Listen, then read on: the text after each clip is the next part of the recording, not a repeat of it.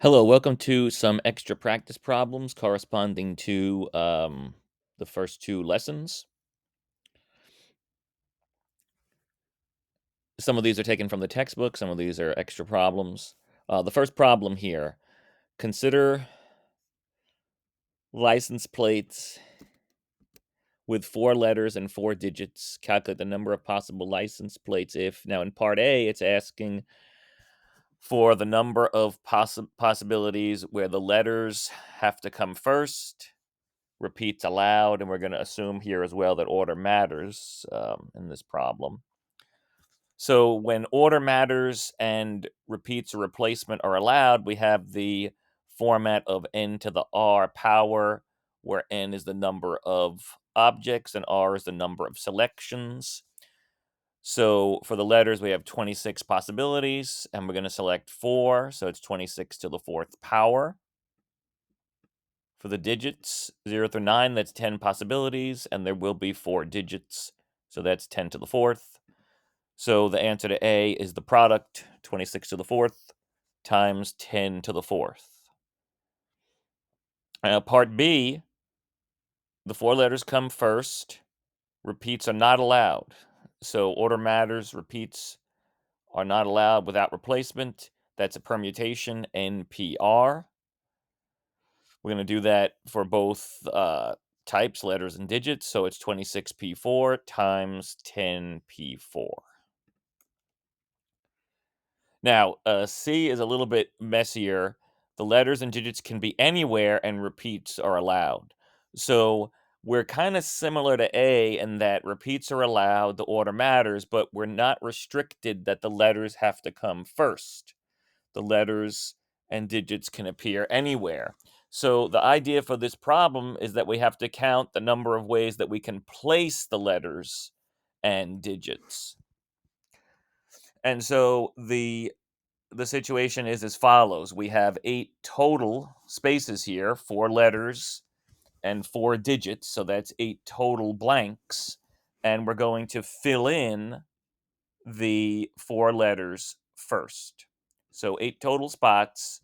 We're going to select the 4 letters. So now it's a little tricky here, but the order doesn't matter in the way we select the 4 locations for the letters. We're going to take care of that later when we do the overall counting. So the selection process for the 4 locations is a combination 8 choose 4. Now, once we do that, once we determine where the letters go, there are only 4 spots left for the digits. So that really is kind of forced at that point. The remaining 4 slots will all be digits. That's 4 choose 4, which is 1. So the count here is 8 choose 4 times 4 choose 4, or just 8 choose 4 times 1 to determine where the letters and digits are going to go. Once that is determined, then we're doing what we did in part A. The number of options here is 26 to the 4th times 10 to the 4th. So multiplying that all out, we have 8c4 times 1 times 26 to the 4th times 10 to the 4th, which is 8c4 times 26 to the 4th times 10 to the 4th.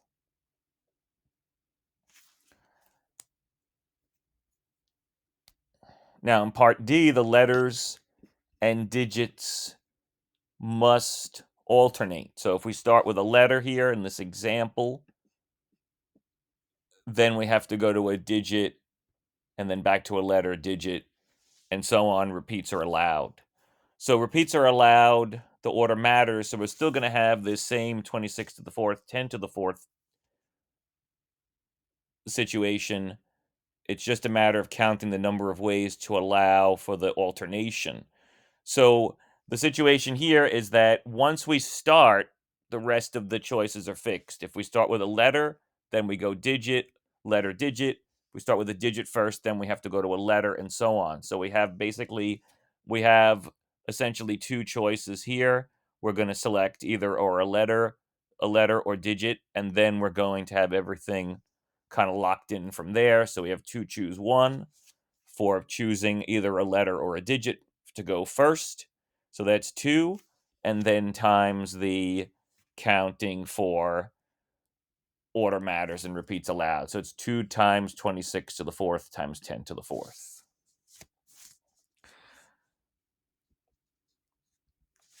All right, so that takes care of the first question here.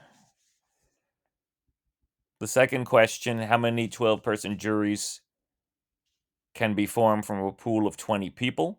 And then part B, how many if one of the jurors must be designated as foreperson? So if we have a jury counting situation, the order does not matter and repeats or replacement does not happen. So this is a combination. NCR, N is 20, and we're selecting 12, so it's 20C12. Now, for part B, there are a couple ways to do this. We can work off of A, and then after we select the 12 people from that set, we're going to select the one foreperson. So that's going to be times 12C1, which is just times 12. So it's going to be the answer to part A times 12. You can pick the foreperson first and then pick 11 people out of the remaining 19. You will get the same answer. How many non-negative integer solutions are there to the equation x1 plus x2 plus x3 plus x4 equals 9? So this turns out to be the situation where we have order not mattering, but we have repeats or replacement here.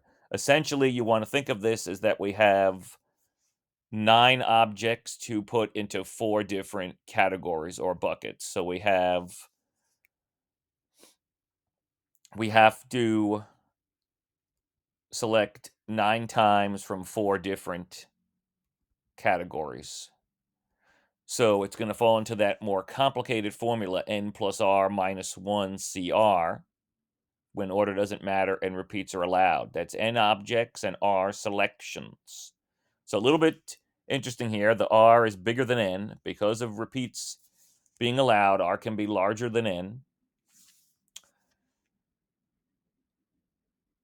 So the circles here, we have 9 circles representing the total being 9. Now notice here we have 3 lines. The 3 lines will split this up into 4 sections. To the very left would correspond to x1, and then we have the x2, x3, and then all the way on the right would be the x4 situation.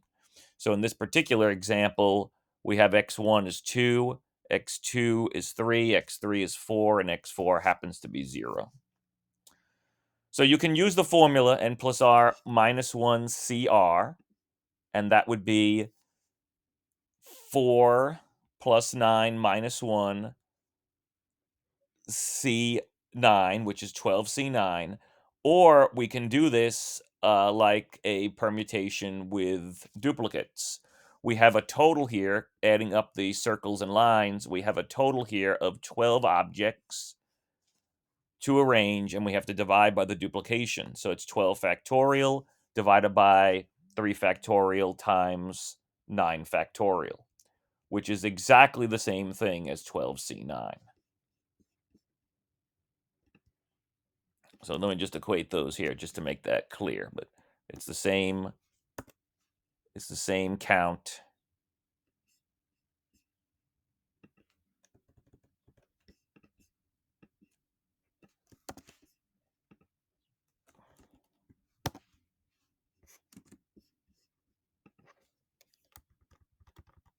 So 12C9 is the same as 12 factorial over 3 factorial, 9 factorial, which is viewing it as permutation with duplicates.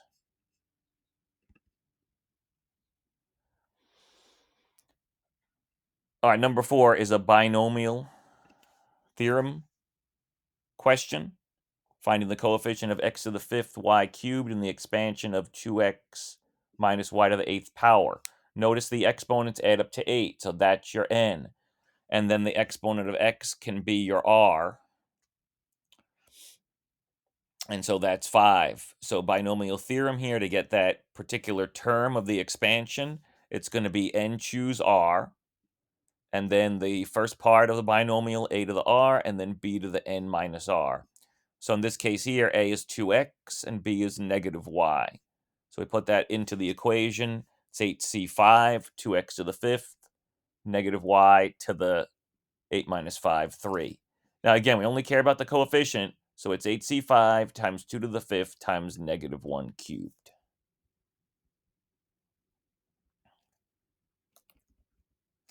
And again, most of the time you can leave your answers in this format. You will have access to calculators during the exam, so you can use a calculator to simplify these things. All right, number 5 here. 8 people get on an elevator on the ground floor. The elevator goes to floors 1, 2, 3, 4, and 5. The building records how many people leave the elevator at each floor, but it doesn't take into account who it was. The people are not differentiated. How many different possibilities exist? Assume no one else gets on the elevator and everyone exits. Let's also assume no one goes back to the ground floor.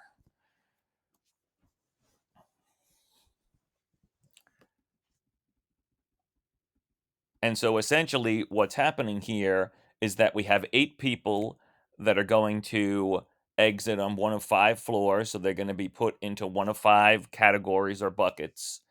And these numbers are non-negative. It's possible to have a 0. It's possible that someone doesn't get off.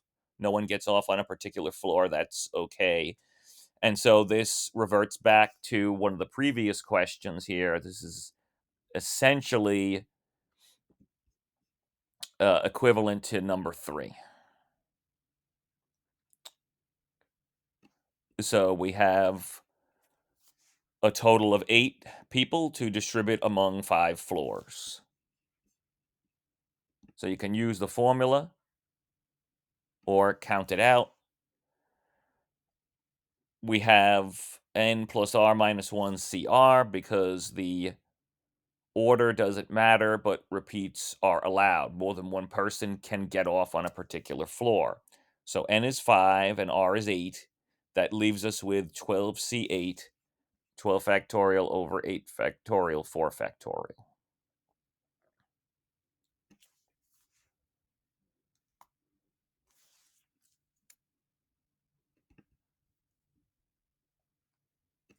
All right, number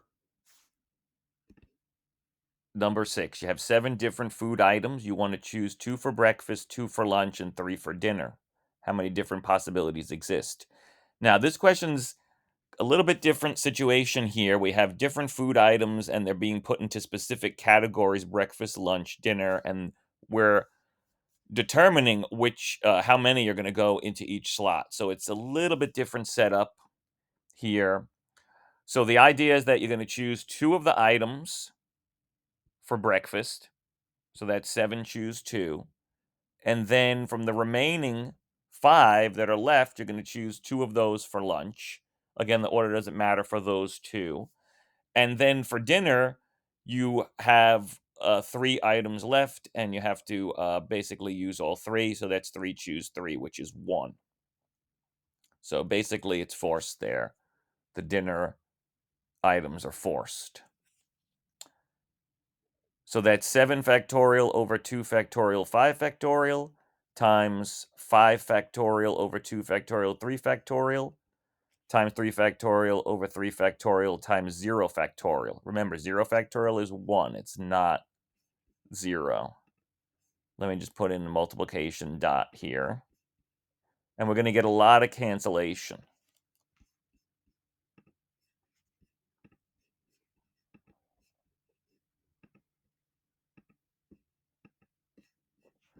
So we see that the 5 factorial cancels out.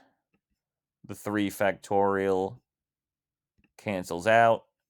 0 factorial is 1. And so we're left with 7 factorial in the numerator, denominator 2 factorial times 2 factorial times 3 factorial. And so this amounts to the multinomial coefficient example from lesson 2.